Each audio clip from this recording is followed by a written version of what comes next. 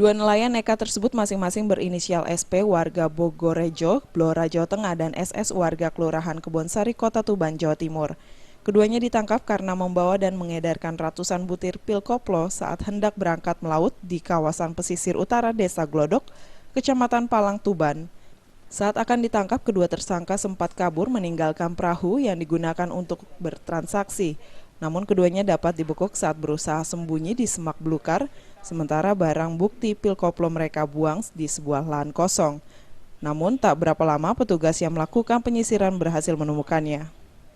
Ironisnya dalam pemeriksaan keduanya mengaku baru mengedarkan pil koplo selama sebulan terakhir. Hal itu terpaksa dilakukan karena pendapatan mereka sebagai nelayan tradisional amat minim sehingga tak mencukupi kebutuhan keluarga sehari-hari.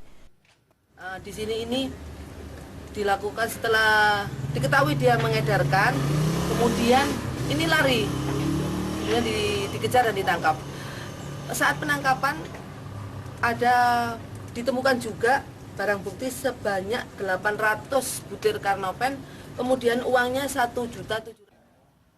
Akibat perbuatannya tersebut, kedua tersangka dijerat pasal 197 sub 196 Undang-Undang RI Nomor 36 Tahun 2009 tentang kesehatan dengan ancaman hukuman maksimal 15 tahun penjara. Dari Tuban, Jawa Timur, Tim Liputan melaporkan.